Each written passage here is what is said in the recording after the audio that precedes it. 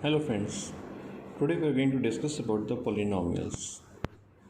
Now, polynomials क्या है exactly we don't know, but have you seen the terms like this one, x cube, x square plus 5x plus 5, 3x 5, ऐसी बहुत सारी terms आपने अभी तक देखी होंगी. So all these things, ये जो हम सब देख रहे हैं, ये सब polynomials हैं. तो पॉलिनॉमियल ऐसी कोई वैल्यूज़ हैं जो पॉलिनॉमियल नहीं होते. यस, अगर मैं कहीं पर यहाँ पर x की जो पावर है, सपोज मैं ले लेता हूँ x की पावर 1/2, तो ये पॉलिनॉमियल नहीं है क्योंकि यहाँ पे पावर जो है वो किस में है, फ्रैक्शन में है. या अगर मैं लेता हूँ 1/x, इस x को मैं अगर न्यूमरेटर में लाऊंगा तो इसकी डिग्री हो जाएगी -1. तो ना तो ये भी पॉलिनॉमियल है क्योंकि डिग्री आपके पास अगर फ्रैक्शन में है या नेगेटिव है तो वो टर्म पॉलिनॉमियल नहीं है. लेकिन this one should be on the variable term, उसकी पावर होनी चाहिए. अगर मैं कहीं पर लिखता हूँ x/5, ये पॉलिनॉमियल है क्योंकि इसमें जो x है इसकी पावर तो 1 है. 5 इज़ अ नंबर, ये कांस्टेंट है. ये जो है आपके पास अगर ऊपर लाइन चाहे पावर -1 हो, लेकिन ये वेरिएबल नहीं है, इसलिए हम इसको पॉलिनॉमियल कहेंगे. तो ये भी एक पॉलिनॉमियल है. और ये सब जो यहाँ पे लिखे हैं सब के सब क्या हैं, पॉलिनॉमियल. अब इन पॉलिनॉमियल में एक बात आती है जिसको हम बोलते हैं डिग्री. डिग्री का मतलब होता है कि जो आपके पास पूरी टर्म के अंदर वेरिएबल टर्म की हाईएस्ट पावर है, उसको हम बोलते हैं डिग्री. इसमें अगर देखें सबसे ज़्यादा डिग्री हमें 2 नज़र आ रही है, तो इसको हम बोलेंगे इसकी डिग्री कितनी है, 2. यहाँ पे आपके पास डिग्री आएगी 3. इस केस में x की जो पावर है वो 1 है, तो यहाँ पे डिग्री आएगी 1. यहाँ पर इस 5 को हम क्या लिख सकते हैं, this can be written as 5 × x to the power of 0. तो इसमें डिग्री आपके पास क्या आ गई, 0. इस केस में अगर हम देखें तो हमारे पास तीनों के तीनों वेरिएबल हैं, लेकिन आपके पास जिस भी वेरिएबल की पावर सबसे ज़्यादा है तो आप इसमें बोलेंगे कि इसकी डिग्री कितनी है, 50. अब बात आती है कि जो एक 0 है, क्या ये 0 पॉलिनॉमियल है. The answer is yes, it is also polynomial. जैसे ये 5 एक कांस्टेंट था, ये भी पॉलिनॉमियल है. और 0 जो है ये भी एक पॉलिनॉमियल है. But degree of a 0 polynomial, तो हम इसको बोलते हैं that this one is not defined. ये बहुत इंपॉर्टेंट क्वेश्चन है और ये आपको एग्ज़ाम में आ सकता है. अब बात आती है कि ये डिफाइंड क्यों नहीं है. तो अगर आप सोचिए, आप इस 0 को क्या लिख सकते हैं, this can be written as 0 × x की पावर में यहाँ पर 1 ले सकता हूँ, 2 ले सकता हूँ, 3 ले सकता हूँ, मैं कोई भी पावर ले लूँ x की. तो यहाँ पर जब मैं बहुत सारी डिफरेंट पावर्स को ले सकता हूँ and it is not possible to define that, तो इसलिए हम क्या बोलते हैं, that the degree of the 0 polynomial is not defined. In general हम पॉलिनॉमियल को ऐसे लिखते हैं कि आपके पास x की पावर n है, साथ में एक टर्म है, x की पावर n-1 साथ में कोई टर्म हो सकती है. अगर यहाँ कुछ नहीं है तो वो 1 हुआ. तो ये जो नंबर देख रहे हैं आप, an-1, a2, a1, ये सब जो हैं इनको कहा जाएगा कोफिशिएंट्स. तो x की पावर n का जो कोफिशिएंट है वो हुआ an, x की पावर n-1 का कोफिशिएंट हुआ an-1 एंड सो ऑन. इसमें अगर आप देखते हैं इस इक्वेशन में हमें पूछा जाता है अगर what is the coefficient of x, तो हमारा आंसर क्या आएगा, 5. तो आपको ये ध्यान रखना है कि जिस भी चीज़ का कोफिशिएंट पूछा जाए उसके साथ में कौन सा नंबर वहाँ लिखा है वही हमारा आंसर होगा. तो यहाँ x² को अगर हम लेते हैं तो इसका कोफिशिएंट 1, और इस इक्वेशन में पूछते हैं, इस पॉलिनॉमियल में पूछते हैं, तो x का कोफिशिएंट क्या हुआ 3। तो इस टाइप से हम कोफिशिएंट के बारे में बात कर सकते हैं। एक चीज़ ध्यान में रखिएगा कि अगर यहाँ पे हम कुछ पॉलिनॉमियल को लेके चलते हैं तो on the basis of their degree उनके कुछ नाम होते हैं। जैसे कि आप जिसमें डिग्री 1 है इसको आप बोलते हैं लीनियर पॉलिनॉमियल। लीनियर मीन्स जिसकी डिग्री 1 हो। वैसे अगर आप कभी इसका ग्राफ बनाते हैं तो आपको ये स्ट्रेट लाइन मिलता है, इसलिए इसका नाम होता है लीनियर पॉलिनॉमियल। इससे ऊपर जो आप देख रहे हैं this one is a degree 2 वाले को बोला जाता है क्वाड्रेटिक पॉलिनॉमियल। डिग्री 3 वाले को हम बोलते हैं क्यूबिक पॉलिनॉमियल। और जो 0 है इसको हम बोलते हैं ज़ीरो पॉलिनॉमियल।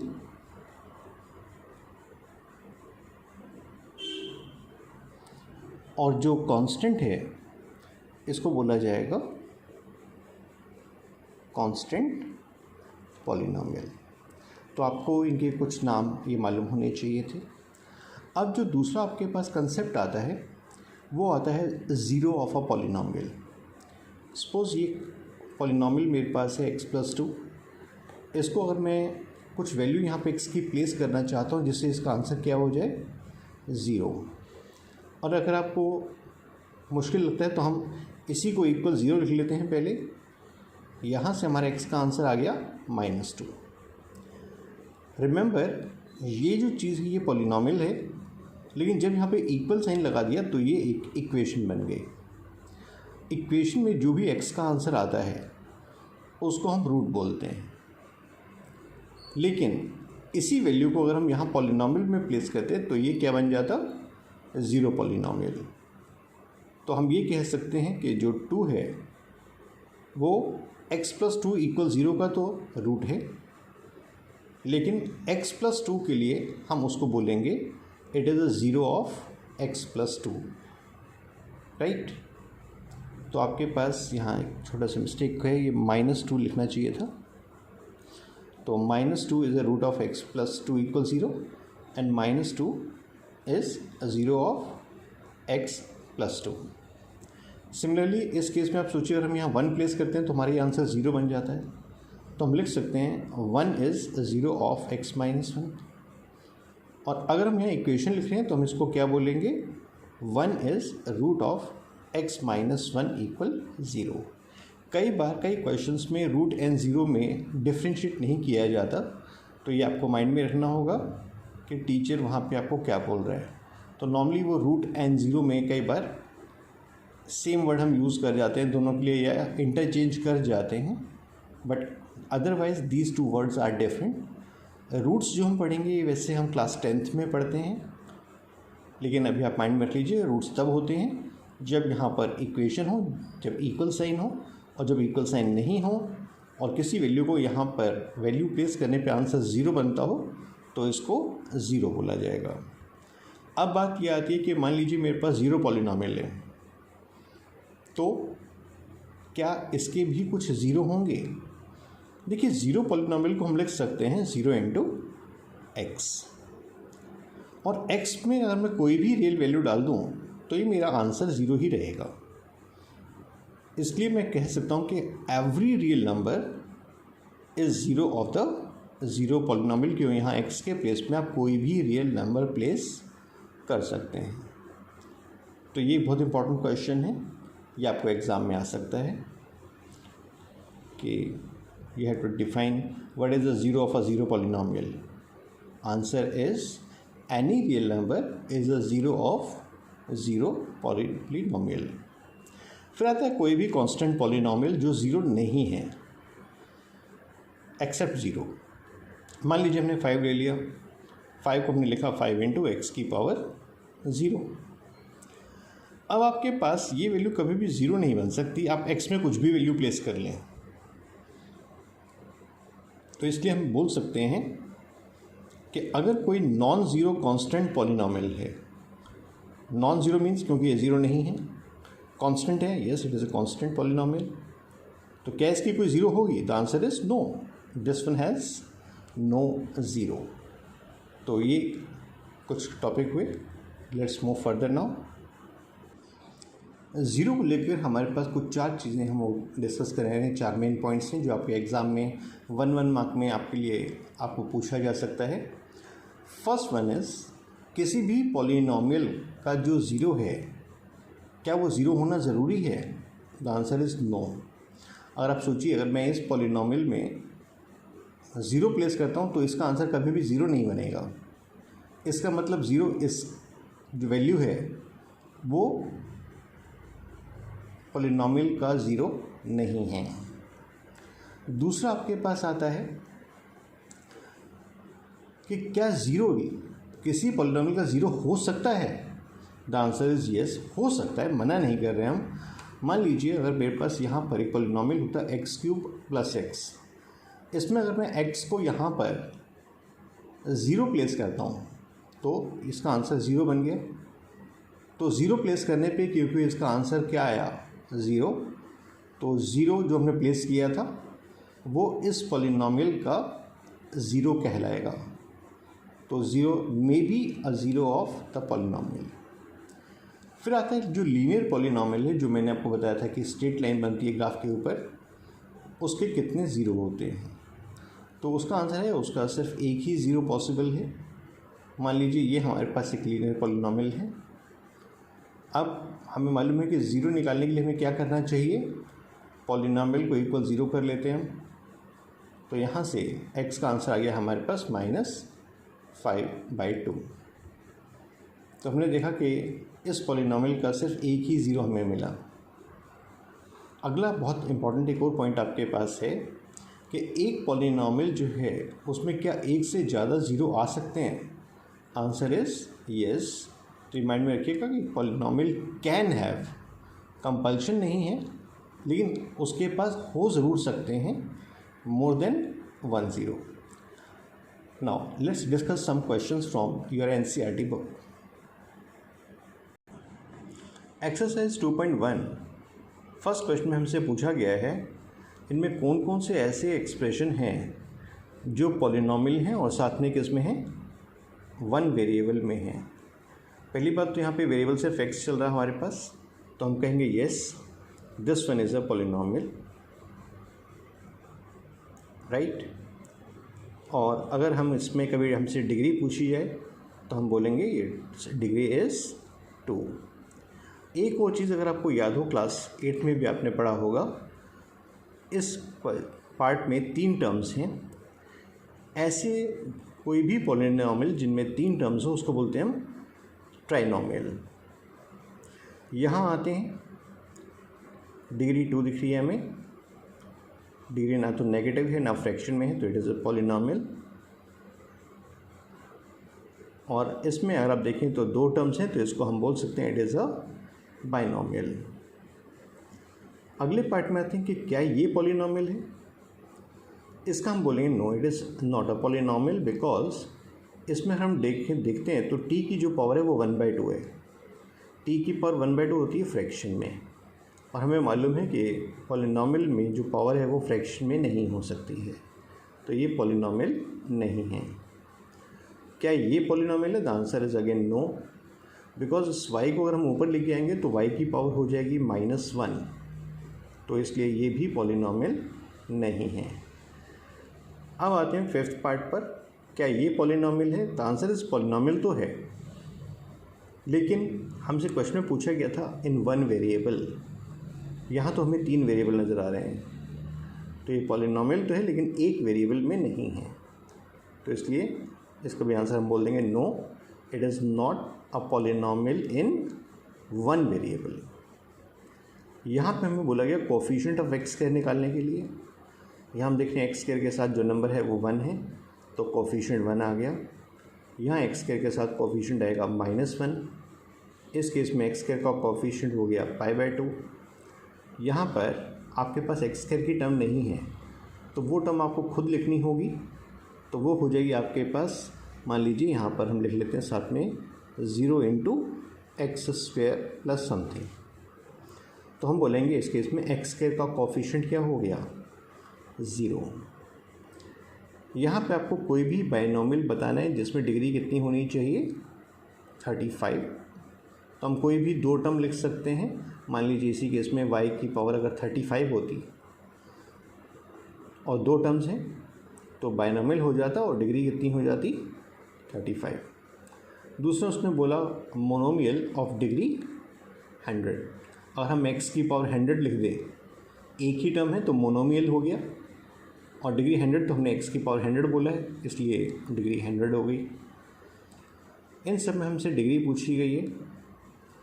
हमें मालूम है कि हाईएस्ट पावर इसमें जो है वो 3 है तो डिग्री इज़ 3। इस केस में highest power is 2, degree is 2। यहाँ पर t की पावर 1 है तो डिग्री इज़ 1। कांस्टेंट पॉलिनोमियल, तो यहाँ पे अगर मैं साथ में लिखना चाहूँ इंटू x की पावर 0, तो 0 जो आपके पास आएगा वो इसकी डिग्री हो जाएगी। यहाँ पे हमें इनको चेंज करना है कि कौन कौन से लीनियर हैं, कौन से क्वाड्रेटिक हैं और कौन से क्यूबिक हैं। और लीनियर, क्वाड्रेटिक या क्यूबिक के लिए हमें क्या लेना होता है, डिग्री को। यहाँ डिग्री 2 है तो ये क्वाड्रेटिक हो गया, यहाँ डिग्री 3 है तो ये क्यूबिक हो गया, डिग्री 2 अगेन क्वाड्रेटिक, डिग्री 1 ये लीनियर हो गया, degree 1 it is linear, degree 2 quadratic, degree 3 cubic. Exercise 2.2 भी बहुत सिंपल है। यहाँ पे आपको पॉलिनोमियल की वैल्यू फाइंड आउट करनी है at the given value. Means आप यहाँ पे 0 लेकर x में प्लेस कर दें तो आप यहाँ देखें कि आपका आंसर 3 आ जाएगा। फिर x को आपने -1 प्लेस करना है, वैल्यू निकाल सकते हैं आप। x को 2 प्लेस कीजिए, वैल्यू फाइंड आउट कर लीजिए। सेम वे आपको यहाँ पे क्वेश्चन नंबर 2 में करना है, लेकिन क्वेश्चन नंबर 2 में हर एक पार्ट में एक बार आपको 0 प्लेस करना है, एक बार 1 प्लेस करना है और एक बार 2 प्लेस करना है। सपोज़ मैं ये वाला केस ले रहा हूँ जो सिंपल दिख रहा है मुझे यहाँ पे डायरेक्ट। अगर मैं 0 प्लेस करता हूँ तो आंसर क्या आएगा, 0 का क्यूब 0। 1 प्लेस करते हैं तो ये हो जाएगा 1 का क्यूब दैट इज़ 1। 2 प्लेस करते हैं तो आपका आंसर हो जाएगा 2 की पावर 3 दैट इज़ 8। तो ये बाकी क्वेश्चन आप ट्राई कर सकते हैं। Now we move on to next question. In this question हमें ये चेक करना है कि ये जो वैल्यू गिवन है x इक्वल्स -1/3, क्या इस पॉलिनोमियल का ये 0 है या नहीं है। मीनिंग अगर मैं x को यहाँ -1/3 प्लेस करता हूँ तो ये हो जाएगा -1 + 1, ये 0 हो गया। इसका मतलब x इक्वल्स -1/3 इसका 0 है। सेकंड क्वेश्चन में आपको x की वैल्यू प्लेस करनी है 4/5। जब 4/5 आप प्लेस करेंगे तो इसका आंसर आपके पास आ जाएगा 4 - पाई, जो 0 नहीं हुआ। तो ये जो वैल्यू है ये गिवन पॉलिनोमियल का 0 नहीं है। इसमें आपके पास दो वैल्यूज़ चेक करनी है। अगर मैं 1 प्लेस करता हूँ तो आंसर आएगा 1 - 1 दैट इज़ 0, और -1 प्लेस करते हैं तो भी हमारा आंसर आ रहा है 1 - 1 दैट इज़ 0। तो यहाँ पर ये दोनों की दोनों वैल्यूज़ जो हैं वो इस पॉलिनोमियल के 0 कहलाएंगे।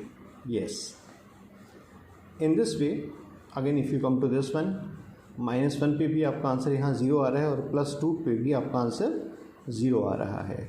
तो ये दोनों वैल्यूज़ जो हैं इस गिवन पॉलिनोमियल के 0s हैं। x को 0 प्लेस करते हैं, ये आंसर 0 आ रहा है तो ये 0 इसका पॉलिनोमियल का 0 कहलाएगा। यहाँ पर आपको x की वैल्यू लेनी है -m/l।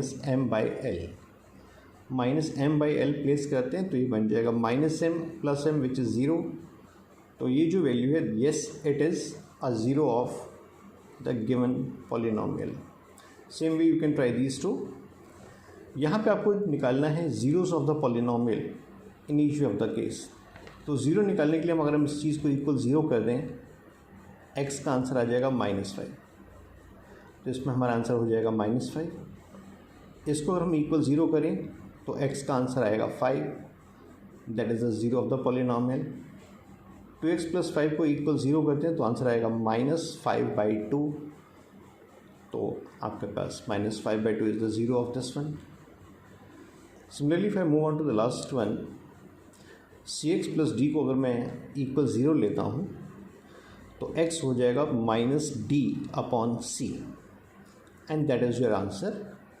मैंने 2-3 पार्ट्स को डिस्कस नहीं किया है, you can try these questions and the next topic that we will do will be the long division method in the next class.